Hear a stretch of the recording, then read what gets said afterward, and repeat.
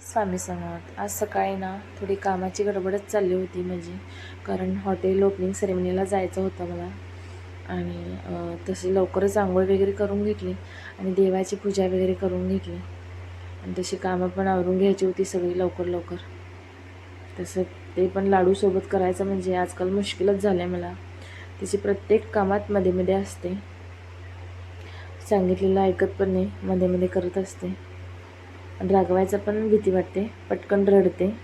तशी शाणी आहे ती, पण आता काय करणार समजत नाही, लहान आहे अजून. तसेच सगळे ॲडजस्ट करावे लागतात कामं. जसं पटपट कपडे वगैरे सुकत घालून घेतले आणि रेडी वगैरे व्हायचं होतं मला.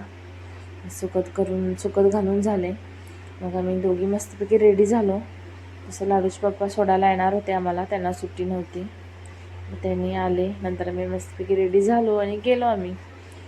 मग तिथं काय लाडू गेल्या गेल्या लाडू आत्तूला चिकटून बसले. आत्तू दिसली तिला आता. तसं सगळं पूजा वगैरे सकाळीच आवरलेली त्यांची. आम्हीच लास्ट गेलेलो, आम्हालाच लेट झालेला. नंतर मग थोडं भाजी वगैरे कटिंग करत होते, तेवढं मी पण थोडी हेल्प करावी म्हटले. मग थोडी भाजी वगैरे कटिंग करून घेतली आणि इकडं चिंटू डॉन बनाना खात बसलेले. सगळं आवरलेलं. मग इकडं लाडू काय सगळ्यांसोबत मस्ती करणं चालू झालं. इकडून तिकडं तिकडून इकडं असं करणं चालू होतं तिचं. आणि हा आहे ताईंचा मोठा मुलगा सोनू, त्यांच्याबरोबर पण खूप जमतं आहे त्याचं. आणि ह्या आहेत ताईंची छोटी मुलगी ऋत्विका. या दोघांसोबत खूप जमतं आहे तिचं. ताई म्हणजेच लाडूच्या आत्तूच्या नणंद. त्यांचीच आज हॉटेल ओपनिंग सेरेमनी होती, म्हणूनच आम्ही गेलेलो.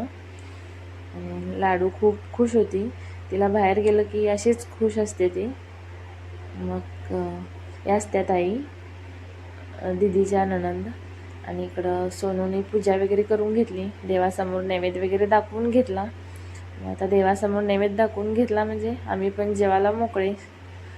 मग काय सगळ्यांनी तसा लेटच झालेला.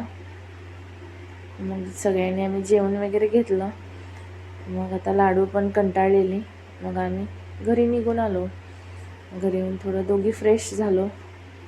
मग काय लाडूची इकडं माझ्यासोबत मस्ती चालू होती. तिकडून दमून आलेली तरी इकडं माझ्यासोबत थोडी मस्ती चालू होती तिची. काहीतरी जयदेव जयदेव असं काय तर चालू असते तिचं. मध्ये मध्ये काय तर नवीनच बोलत असते ती. आजकाल आम्हालाच उत्सुकता असते तिचं नवीन नवीन बोलणं ऐकायची. काय तर नवीनच चालू असते तिचं. मग थोडी दमून आलेली म्हणजे ती झोपी गेली. मी पण थोडी झोपून उठले, चहा वगैरे घेतला आणि असा होता आजचा दिवस. आणि मडगावला आलास तर हॉटेलला नक्कीच व्हिजिट द्या, रुक्मिणी हॉटेल. भेटू नेक्स्ट व्हिडिओमध्ये.